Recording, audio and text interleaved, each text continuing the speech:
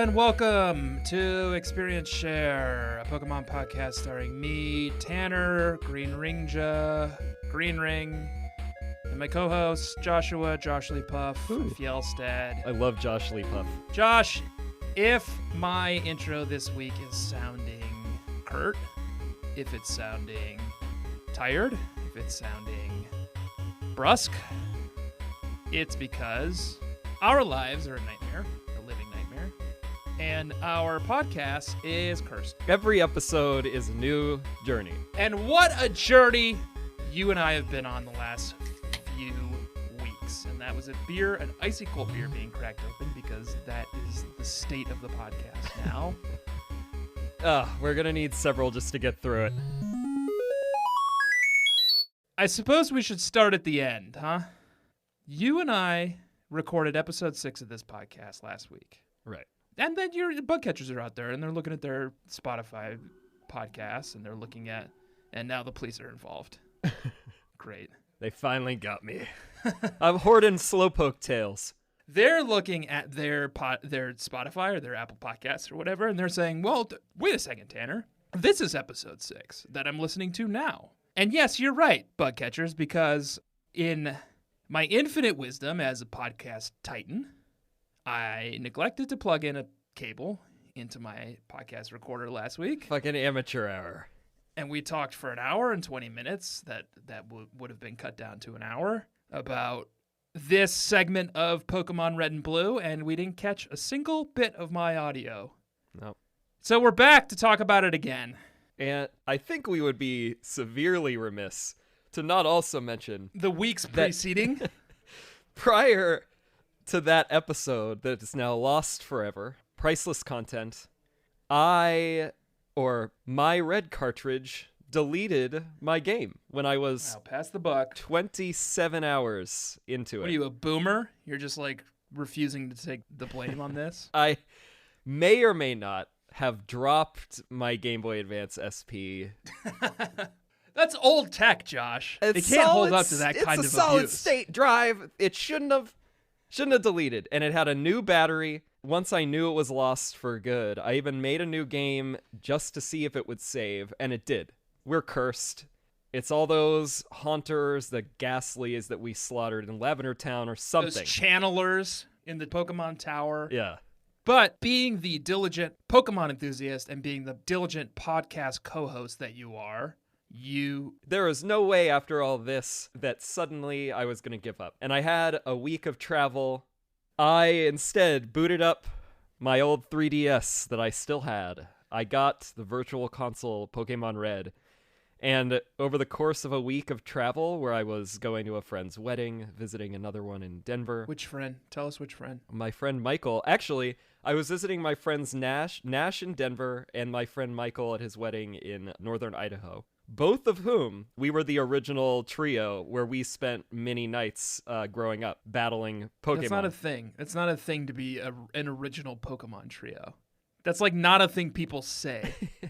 Oh, well, who was your Pokemon trio growing up? Well, my Poke Pals. Poke Pals is fine. My HM friends. My real-life HM friends. I heard a speech at your wedding that you literally had real-life HM friends. In fact, I think your friend Nash is the one who gave the speech at your wedding about how you manipulated all of your friends in high school to do your bidding. It was not high school, it was 4th grade, but that's true. I had a fake company that I called Josh & Co. All of the executive governance in the company was roughly ranked based on how good at Pokemon they were. And so whenever we had battles, well, also, if they were really annoying, then I would, boot them out of the C-suite. But most of the time, we would just have battles, and if people were doing really well... You would never make it as a real exec. You can't just boot people out of the C-suite for annoying you. Well, isn't that sort of how it works at Silph Co? That is true. Did you send them your friends to the Tixie branch of Silph Co? Anyway... Nash is a nice dude, very handsome. You went to visit him, and you managed to get a lot of solid playtime in. I did it all in just 18 hours and 18 minutes. Every single gym that we've gotten to so far. Right. Rebuilt your team from scratch. It's the exact same team. The only differences that I could not resist, and there was plenty of temptation. I did capture multiple copies of the Oddish and the Machop and the Abra, and I picked the ones with the best stats because you're always fucking harassing me. Yeah. And now I did it. This time I did it. But everything else, the movesets, the names, the composition is the same. The levels are That's probably cheating. not, but... You fucking like min-maxed your team. Hey, you kept calling me out on it. It was about time that I did it. You brought it on yourself.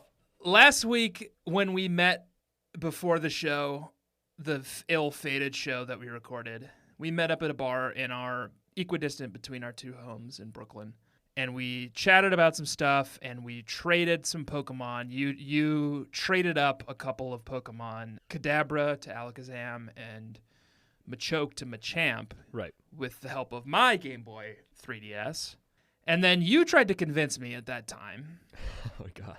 to also put in some fucking man hours, put in some fucking work, rebuild my save file from scratch, That's right. get all my same Pokemon back, rebuild them to the same level, and catch up with my current play state on my Game Boy Advance. And I told you to get the fuck out of town, Joshua. No way in hell am I doing that. I have a young son at home, Joshua. Uh-huh. No way in hell. I had to give it a try. Anyway, on the way home today, I did beat Lieutenant Surge. Wow. And I'm well on my way to recreating my file on the 3DS so that you and I can follow through with our promise to battle at the end of this game. I really admire that. After all that, the Starmies aligned. We lost that episode, which made you have an extra week, and then you had no other option but to rebuild your game. I was like, what can I do? Watch my young son grow up, play any number of other video games that I'm invested in playing and have purchased, like Link's Awakening, Fire Emblem. Dragon Quest 11, Fire Emblem, The Witcher 3 on the Switch. All games I've purchased. Or I can replay Pokemon. The same game I've been playing. And, you're surely getting a new experience as you're playing it. No, I'm trying to masterfully recreate the experience I've already had. I will say that this playthrough is a little different on the 3DS now, though, because my lineup, and I guess this is level check, right? Yeah, let's just go right into level check.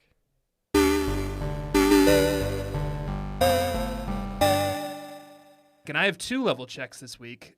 My level check on 3DS, I have 3 Pokemon, and I've beaten 3 gyms. Wow, even more aggressive. I have caught 3 Pokemon. You're just not even bothering. I have a level 28, I think. Wartortle? I feel like that is where you were when you fought Lieutenant Surge on the Game Boy, too. Yeah, but here's the thing. I have a level 28 Gyarados. Oh my Oberon. God. And I have a level 25 Pikachu. Pikachu? Who's just called Pikachu. Yeah, he's like my utility player just to get me through, like, where water is not useful to me. Specifically, I raised him up to get me through Misty's gym. Right. But he's just kind of like, he's a utility player right now until I can recreate Mr. Squirt's original Game Boy Advance team. So, wow. With that 3-person team, I've managed to make it all the way through Gym 3. I'm impressed. And I have not caught a single other Pokemon. So I guess you're probably on track to beat my record, because I captured Pokemon. In fact, I think I have more Pokemon than I did in the original game. I'm not even fucking bothering. I am eye on the prize. I'm not even going to go into Safari Zone. No interest. That gets me nothing. In this new game, I went into Safari Zone on my first try. 3 Chanseys showed up. That's like blessed. 2 in a row, then a Rhyhorn or some shit. And then Chansey again, and I caught that 3rd one. That's the universe apologizing to you for taking your Game Boy Advance game away from you. And if it is, it was all worth it. There's another advantage to playing on 3DS, which is the Pokemon Bank, which is not something we've discussed a lot. Ooh. There's an app on the 3DS that lets you trade Pokemon across games, including Virtual Console games. Oh my God. So Jean-Baptiste or Queen Mary could feature in a future episode, you know? Oh, Maybe, that's are great. you familiar with fantasy sports at all? Of course you're not. I get the gist. There's a thing called keeper leagues where you keep a player between seasons. Is that insane? That's insane, right? And it also doesn't fit my strategy for these games. Maybe we keep a Pokemon through to the next gen each game. That is kind of fun. That'd be wild. It wouldn't listen to us for the first half of the game because it's level 60 and we're just lowly level 1 trainers. Something there. There's something there. Let's follow that thread. Really, if we wanted to then bring in some of the anime elements where you have one Pokemon that is with you the whole time, like a Pikachu. Ooh. It has to be the same Pokemon through all the games. I mean, I think that's kind of cute. That Pokemon would be a fucking hoss by the end. It'd be level 100, maxed out stats. You would never be able to use it until near the end of the game, the Elite Four. You could have one Pokemon that has fought the Elite Four in every game, which that's fun. That is fun. It also it excuses something that you and I are nervous about, which is I think we're just gonna play these games on 3DS from now on. Yeah, and I'm sorry, bug catchers, but that is kind of where we're leaning. And when we release this episode, perhaps we'll have a poll. You have that kind of technology? You can do a poll? On Twitter. There's a Twitter. We have a Twitter? Yeah, Twitter @EXPSharePod. Okay. It's gonna have content. It'll have content. We'll do Pokemon memes. The Pokemon meme it'll say when you nut and she keeps sucking, and it'll have a picture of or he. Yeah, or he. It'll have a picture of that fucking pervert Pokemon that you love so much. Oh. Gloom? Not my gloom. Let's not do that. That's awful. We're not going to do that content. But there will be other content. There's surely content on there. This is a family show where we happen to swear a lot. Maybe like a New York family. Yeah. Coastal elite family where they don't care about swearing. Right. Anyway, what's your team? What's your main team look like? We're still embedded, deeply embedded within the segment called Level Check, and I would love to hear what your new 3DS Pokemon team looks like. We have Elizabeth. You all remember her, Nidoqueen. What I should say is that what the announcement would have been in the original episode as well is that I found out my loophole for Surf by not having a water Pokemon. Somehow, Nidoqueen can learn Surf. So my Nidoqueen is what I'm surfing around on. Why? She's a beach bum. I don't know. Doesn't really make sense. She's a ground type and poison. Poison, yeah. Ground is weak to water. I guess maybe you ride in her pouch. No, that's Kangaskhan. Yeah.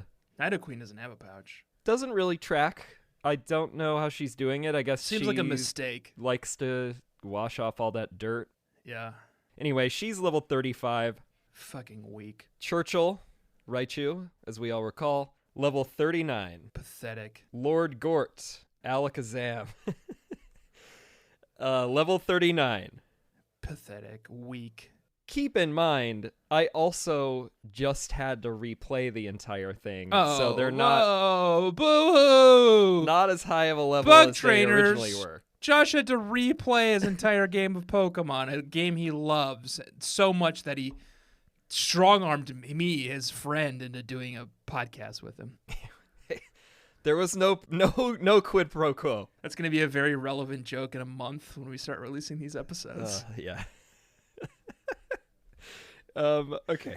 Then we got to get through this level check. Okay, so then we have Queen Mary, Jolteon, level 40. Okay. Then Palmerston, Charizard, level 41. Okay, congratulations. You finally caught up with my lowest level Pokemon. And Boudica, Vileplume, you'll be pleased to know, is back. Although I also did send you pics of Gloom when she was at that stage again. Ugh, I hated it. Vileplume is level 40. Weak showing, Joshua. Wow, I'm surprised you even beat Sabrina with those fucking weak mon. Well, she was no trouble. No trouble at all. Which we'll talk about. After you reveal, whatever ungodly, overpowered situation I'm sure you're dealing with. Marguerite is the newcomer to the team. My sweet new baby. She's in her rookie season. And she's my tentacle, and she's level 16. Okay, Marguerite. Summer babe. Just coming up in the world, you know? Yeah. Then we get into the big boys. Jean-Baptiste. My beautiful hulking Blastoise. Level 41. Okay. Next, That's reasonable. a newcomer to the team. Francoise. Ooh, My Starmie, I don't love that. who's level 47. And I will admit, yes, I did surf down to Seafoam Islands. Of course you did. And yes, I did catch Starmie. Just couldn't resist. Because I needed parity on my team, Josh. I needed some type differential. I need some type diversity. So Tentacle's a poison type. Blastoise is pure water. Starmie is water psychic. Right. So I needed Francoise on my team. Next, Pierre. You know Pierre. Pierre is a Poliwrath, level 45. He's my fighting water. Okay. The icon. Oberon, my beautiful, glistening dragon angel, Gyarados, is level 44. He's called flying type, which I don't totally understand because he's got like 6 moves, which are all called like Dragon's Wrath and like Dragon's Claw and like Dragon's Breath. But Yeah, and all he's got is he's got those little fins. There's no way he can be flapping around. He's always roped in with the dragons, I think. Doesn't Lance in the Elite Four have one? And he's a dragon trainer. it exists in Gen 1, right? Yeah. Dragon. Yeah. Why isn't he Dragon type? Why is he called flying type? Is he like, he's Pidgeotto? He's equivalent to Pidgeotto? And I think he remains a flying type in the later generations, which is even more outrageous. That's just stubbornness. That's Game Freak being preposterous. stubborn. Celeste, my beautiful, Oh, no. sweet girl, and I think maybe my favorite Pokemon on my team. It's the one I was worried about. And it kills me to say that because obviously I'm a Poliwrath stan, and I stan a king, and his name is Poliwrath. But there's also Celeste, who's a level 50 Cloyster. Ugh, Jesus Christ. Ice/water type. Going to be trouble. Going to be trouble. Here's the one problem with Celeste. Uh-oh. What is it? Looks like a Bajingo. If you look at the sprite for Celeste, the more recent sprites, I should say, because in the Pokemon Gen 1, the sprite is sideways, and it opens up horizontally, and the little, like, face inside of Cloyster is, like, coming out of the shell horizontally. In later gens, Cloyster is flipped up on its side, and it opens up vertically, and it looks like a big, spiny Bajingo, complete with, I don't know if I'm allowed to say this on a rated PG podcast, but I'll whisper it. Okay. Clitoris. Oh, my God. Yeah. Oh, it's like that movie Teeth. It's like the movie Teeth. Yeah. And that's my star player now. A toothed Bajingo. You can't say it. We gotta have a quota for the number of times you could say that in an episode, or maybe the whole podcast, and you hit it. Okay, I got it out of my system, and I have done my level check. So, And you do have a point, to be fair. yeah. So you were thoroughly outclassed now, Joshua, and I get that you had to rebuild your entire game, but I have a level 50 on my team, and a level 47, and a level 45. And what were you at? Level 41 was your highest? Yeah. Woofda. Honestly, how did you beat Sabrina? It was actually pretty easy because she had a Venomoth for one thing, which made Palmerston super effective against Venomoth. Venomoth is poison? Poison and bug. Okay. But it learns Psybeam. I actually had a Venomoth in one of my replays of this generation, and Venomoth is kind of surprisingly good, I think. But Palmerston roasted that moth. Then we had Kadabra, Mr. Mime, Alakazam. None of it was that tough. I mean, I think I deployed Palmerston on almost all of them because he learns Slash. And that's good against psychic types? Well, it's a normal type, but it's got high. It can do critical hits, and they all have, like, no defense. So he was like a one-hit KO with all of them except, I think, Alakazam, but that was it. So this was Palmerston's Flight of the Phoenix. I think I beat Sabrina out of like sheer force of will. I think we were just way over leveled for this gym. Yeah. Like, we went in, and it's like I was dealing with a water-type Pokemon, a Psychic-type Pokemon, a Fighting-type Pokemon, which is terrible against Psychic, Right. and then a Flying-type Pokemon and an Ice-type Pokemon. So I did not have much advantage over Sabrina, except for the fact that I just leveled my Pokemon to death. Yeah, her highest level is 43, so... I know, yeah. We came in, we cleaned up. I think, like, Celeste and her Ice Beam / Spike Cannon... Well, and Celeste has this beautiful moveset where she has Toxic plus Clamp, which I've talked about before on the podcast, but I feel like that is maybe my favorite 1-2 hit combo in Pokemon. Because Celeste, my Cloyster, can hit a Pokemon with Toxic, which is a poison type move which builds damage over time. Right. And then hit them with Clamp. So I Toxic them, they're poisoned, they take a little bit of damage. Then I Clamp them and they can't move or hit me. And then each turn they take more and more damage. So they're just like completely subdued and exponentially dying from the poison that Celeste has injected into them. It's a beautiful move combo. That is a nightmare. Which is also what I would say about the gym layout. I had to use a fucking escape rope to get out of there just because I could not figure out the system with those teleporters. It's harder than Sabrina herself. I had trouble with the gym, but in sort of an opposite trajectory from you. What I wanted from the gym was a straightforward layout where I could hit every trainer in there to level my Pokemon. But they made it hard. There's like teleporters, and there's 9 rooms, and Sabrina's kind of in the middle room, and you need to... It's essentially guesswork on like where these teleporters are going. There's no rhyme or reason to any of it. No. So I was trying to like work my way through these trainers to level my Pokemon, but like they did not make it easy for me. And it sounded like you had the opposite problem, where your Pokemon were so weak and pathetic that like... Fuck you. They were kind of getting decimated by these trainers, and you needed I didn't have any trouble. You needed to figure out a way to flee.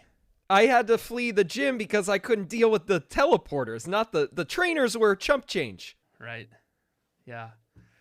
Let's take a jump back, Joshua, and talk about our long and grueling journey to get to Sabrina after this break.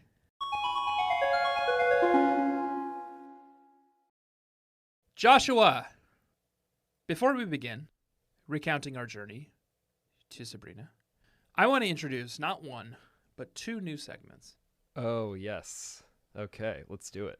And they're relevant to our journeys. At least mine is relevant to my journey this week. My new segment is called Tanner's Ew Make Me Barf Pokemon of the Week.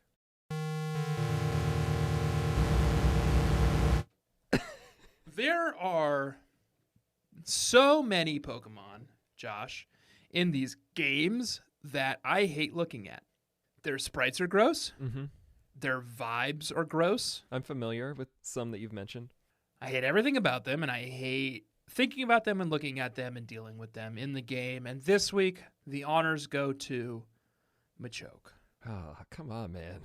Machoke is already a disgusting Pokemon. He's like a BDSM fetishist. And maybe he's got like a steroid problem.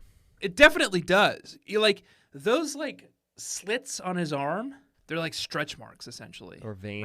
Right? I don't know. From building up too many muscles. Anyway, gross. Machoke is gross. Or it's like he burns himself. Okay, now you're getting dark. Sexually. Joshua. Okay. Yes, he sexually burns himself. Or he does it consensually with a lover. I don't know. Sure. I'm not here to yuck yums. No, we don't do that on Experience Share. We're sex positive on Experience Share. Right. Are you a sex worker? No. Fine. No, not you. Oh, okay. Listener, bug trainer, are you a sex worker? Fine. That's fine with us. We have no issue with that. Machoke is gross. We can both agree. I do agree. I do think that Machamp is pretty good, but Machoke is wretched. Joshua, Machoke is especially gross as deployed by the cue ball trainer. Oh, yeah. There is this bike route, Cycling road. that I think I was supposed to encounter last play session. Yes, I did. Last episode.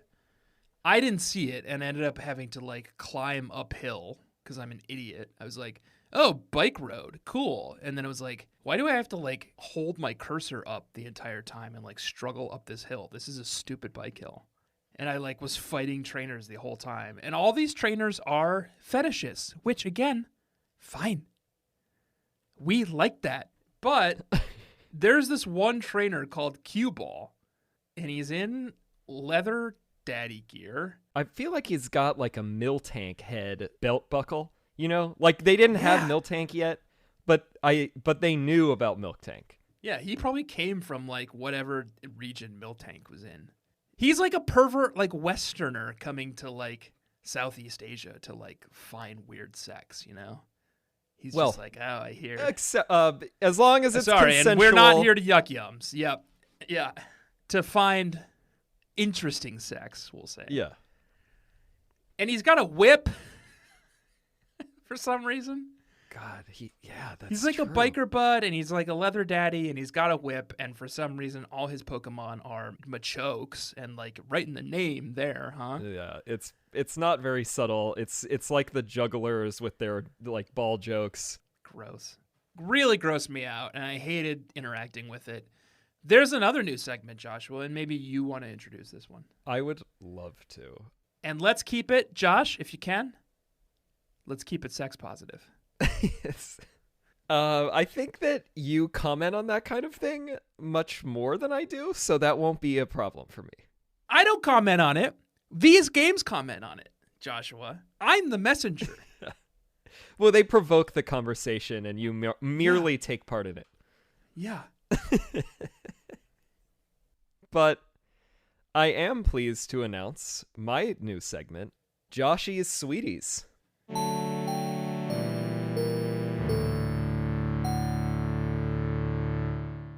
Ooh. Tell me more. Every week, I'm going to nominate a Pokemon that for various reasons, it could be that they're just very cute. It could be that they're fun. Maybe they're a little festive or cool. They got me out of a jam. Maybe they have like a spiritual cuteness. Yeah. Or they just stuck in my mind for whatever reason, and I was into it. Tell me, who was Josh's cutie this week? My inaugural sweetie is Electabuzz. Electabuzz is an interesting choice. When I think of cuties and sweeties from Gen 1 Pokemon, Electabuzz is not someone who is top of mind for me. When he came out at me when I was at in the power plant, which we'll discuss, I wasn't really expecting it because he's so rare. And I was just reminded of kind of one of my cats. He's got his cute little sweet tooth sticking out, his fang. He's got a little tooth sticking out. He's got like what looks like little two tufts of hair on the top and like alien antenna. He's got like a jaunty kind of confident stance, and he's got a sweet tail. I see it. Yeah.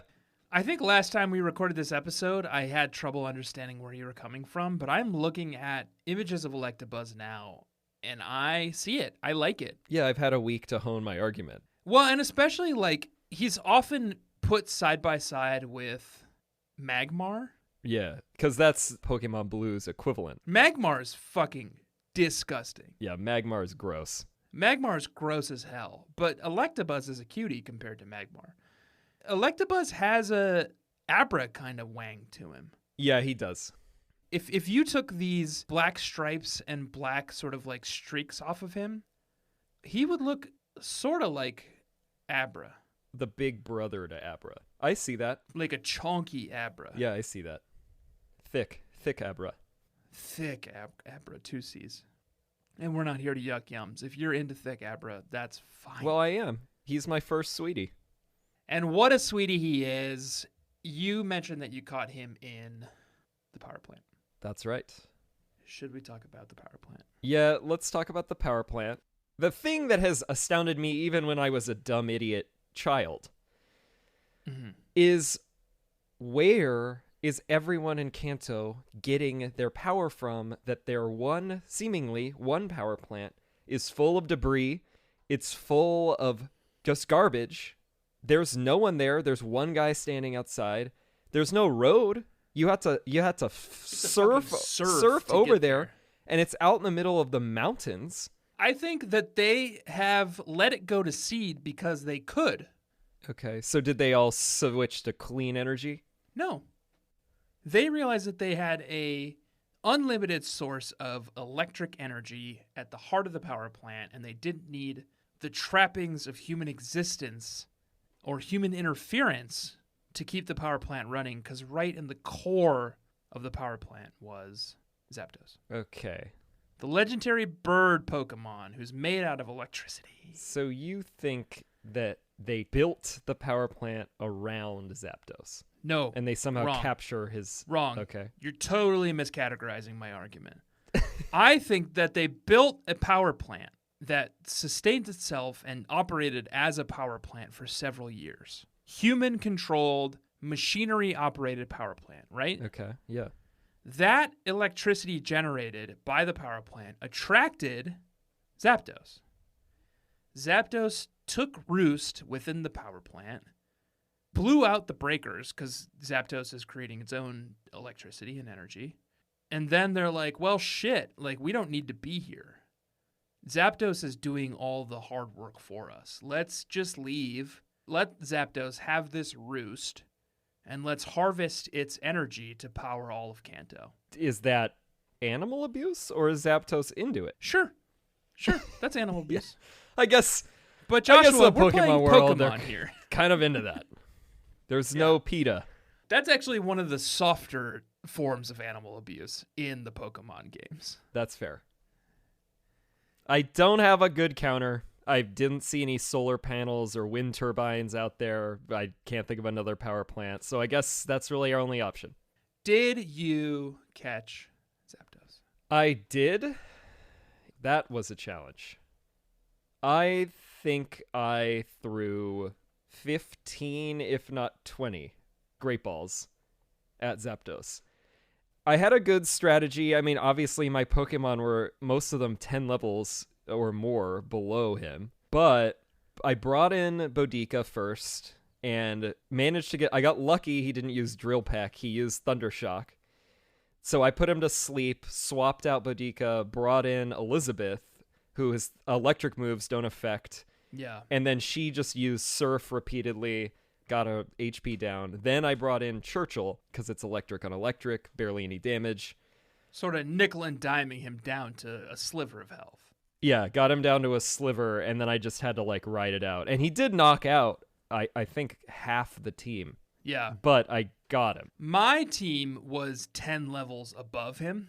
Well, that's not true. No, he's like level 50. Right? Yeah, my team is mostly 10 levels below him, too. But it's all water type on my team, so he was just...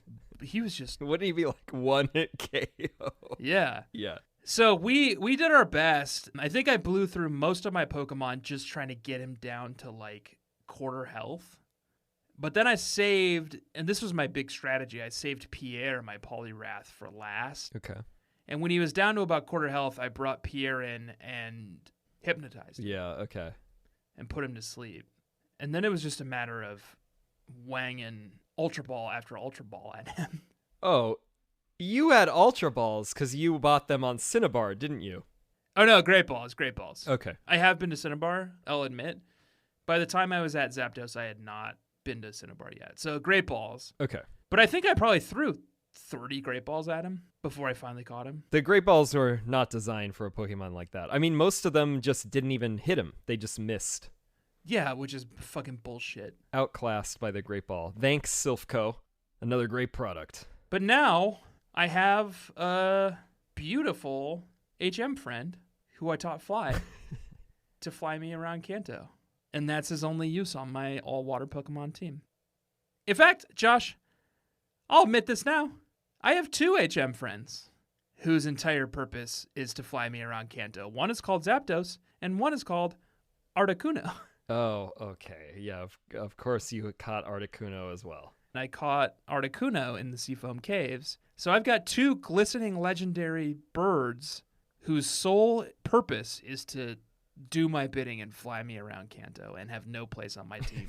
You have like the Bugattis of flying types. Yeah. Everyone hates it. Can you imagine that?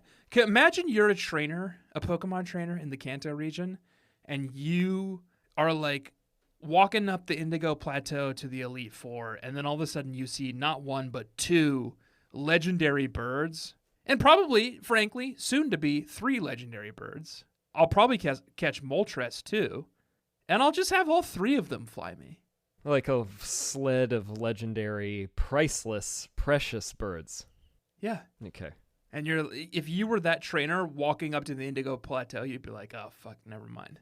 I am not ready for what faces me. Which in general has always fascinated me with these 3 in particular, because they're just stationary of the legendary Pokemon. You know, Articuno, there's a fair amount of work with those boulders that you have to push in order to get him. But in general, it's like, really? Nobody had the time or the persistence to capture these legendary birds before some fucking 12-year-old? Bad Josh seems pretty on par with where I am in this game. It seems like he could have maybe caught Zapdos or Articuno at this point. Yeah. Bad Josh being my rival. Right. Not you. Yeah, I'm familiar because we've established that I'm definitely good and or cool, Josh. Yeah, you wish. Anyway, we did power plant. We swung through Saffron City and went to Silph Co, which is Team Rocket's sort of headquarters, right? Yeah, it is now. Well, it was. It is now. They took over the building. Yeah. Well, it was, but then we cleaned house. I was immediately taken back to when I originally played. I forgot the music is great, which is fortunate because there are 11 floors to that thing. The tallest building in Kanto.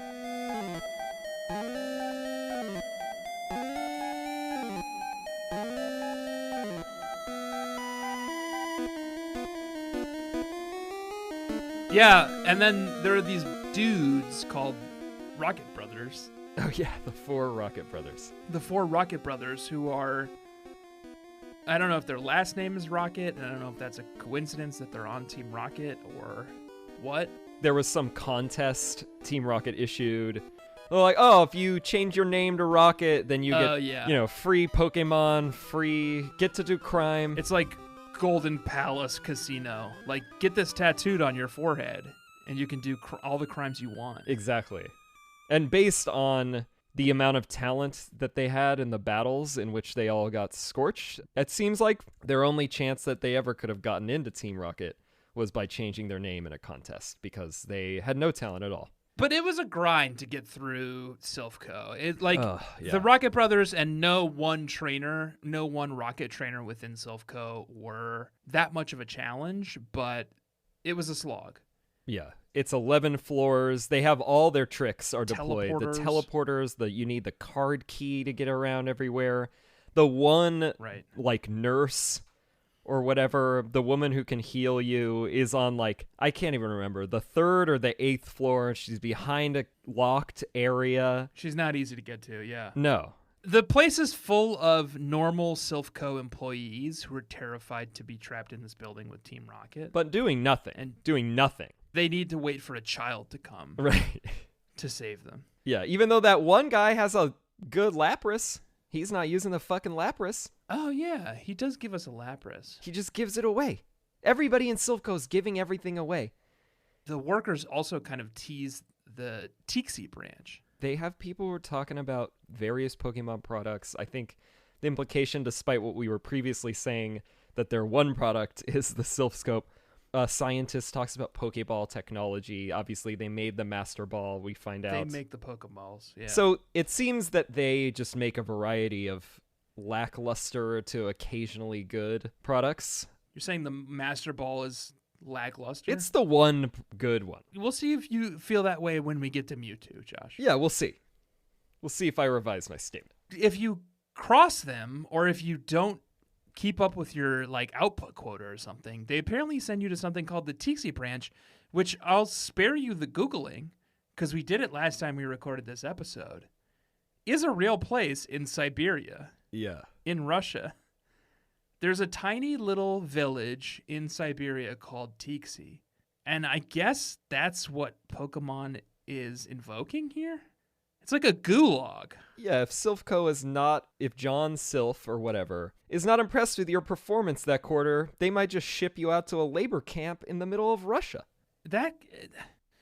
What is Kanto and where are we and why is that allowed? Game Freak is tangled up in this complex timeline that they've created. Parallel universe of like South America's around, Russia's around, but not every country, not every continent is, or at least that we know of so far. Right. But they've chosen very specific areas, and it's like, what's the end game here? What's going on in Tixi? What's the world you're creating, and what are we supposed to believe about the world you're creating? Is it our world? Is it the distant future? Is it the distant past? Yeah. So many questions. Yeah, Silph Co gave us more questions than answers. But we beat it, and we beat Giovanni. We smashed his fool face into the carpet, and he couldn't help but look up at us and go, "I'm sorry, sir, here's a master ball for you." Yeah, although I didn't really love that he was like, well, I'm extremely rich and I can give you anything you want. Master Ball's great, but... I'll take a Master Ball, but like... What about... If you can give me literally anything I want, you know what I'll have? Mewtwo. Yeah, just cut to the chase. That's what I'm going to use the Master Ball on anyway. Right. Maybe give me some property. I don't know. That appreciates in value. Yeah. I can capture Mewtwo. I don't need the Master Ball. I like it, right, but I could do better. Thanks a lot, Silph Co. Thanks a lot, Giovanni. I'll see you again in a few fucking episodes, dick. And the other thing that I thought was weird, especially because we're talking about this Russian connection, why was our rival? Why was Bad Josh? Why was Greg? Why was Greg in there? And he's near the boss's room. It's as though he has just come out of the boss's room. Is he colluding? When you find him, he's just like, well, just leaving. And it's like, what do you mean just leaving? Like you were hanging out with Giovanni? It's not the first time we've encountered the rival like near Giovanni too. That's right. In fact, the first time you encounter him is in that very first city. Viridian. Which is where Giovanni is. We will one day discover. What is going on between these two? I don't know, and I don't like it.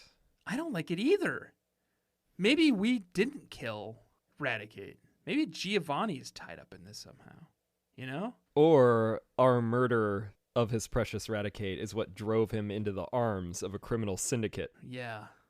It's like going on the deep web to like hire an assassin to kill somebody. Despite his criminal intent, once again, I didn't really have any trouble with him.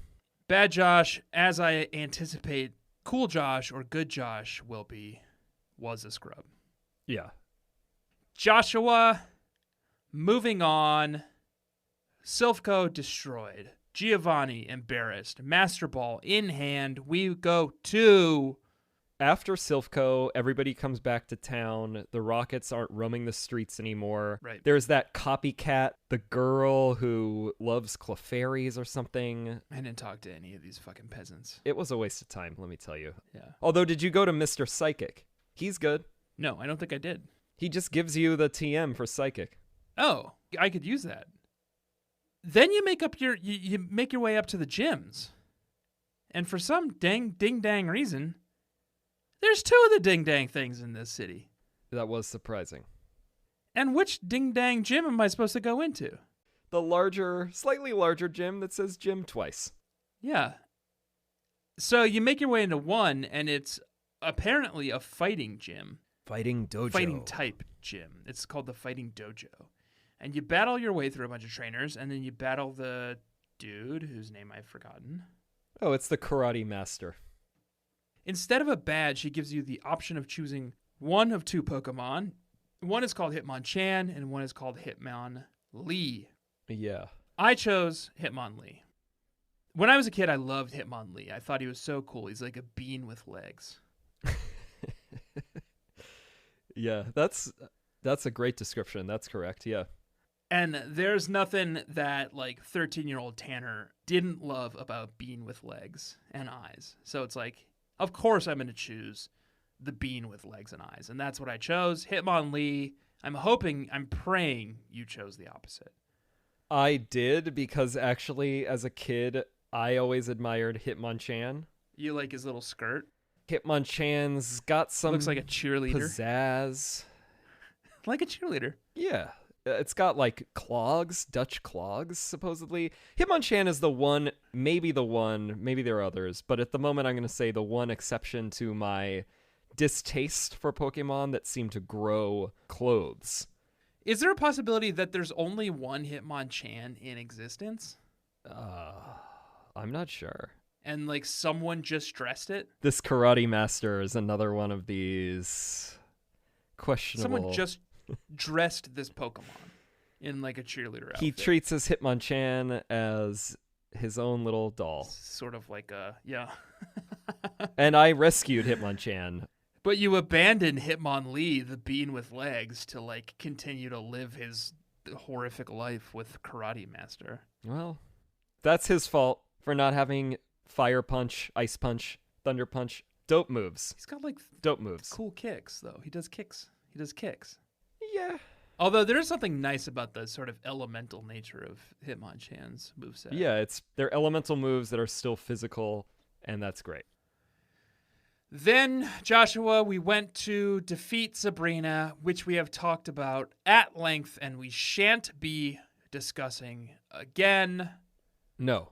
Next week, Joshua, you for the first time and I for the second time will be venturing down through the Seafoam Islands to Cinnabar Island, which is a dormant volcano and home to a very small island containing but one Pokemon Center, but one Pokemon Mart, but one Pokemon Mansion, and but one Pokemon Gym with Blaine, the Fire-type specialist gym leader. And we shall encounter him next week when we record our podcast together successfully. It's all smooth sailing. Joshua, thank you for joining me this week. And thank you for joining me, Tanner. A couple of things before we go. Aside from the reminder that we had earlier in the episode in which you forgot that we have a Twitter and an Instagram, and they are at EXPSharePod. And we also have theme music now. And this is the first episode that we've recorded where we can give a thank you to my friend and composer, very talented composer, Matt Schiltz, who has made all of the audio for this podcast, which... Well, not all the audio. What about us fucking recording our voices? Well, the real gem. Made all the music. Okay. He's made all the stuff that didn't require us just yelling at each other. And they will now be probably a more prominent feature now that we've got a whole kit, but that is where the theme in all of the other episodes is from, Matt Schiltz. So thank you very much to him. Thank you, Matt. What else? Rate, review, subscribe, follow. Yeah, you have to rate and review the show. It seems like the kind of thing you hear on every podcast you listen to, but it actually is super important, and we beg you to go to Apple Podcasts right now, give it 5 stars, give it a review, tell everyone that you love it, because it really does help us. Go on Spotify. Does Spotify even have like a rate and review system? No, but just go on there. Just give do it it a follow. anyway. Give it a follow. Give it a follow. Click on every episode. Find a way. It will help us a ton. Thank you for joining us this week, Bug Trainers. We will see you again next week when we take on Blaine at the Cinnabar Islands. Until then, I have been Tanner Greenring. And I have been Joshily Puff Fjellstad. Rolls off the tongue. That's my favorite now. I will smell you later. Smell you later.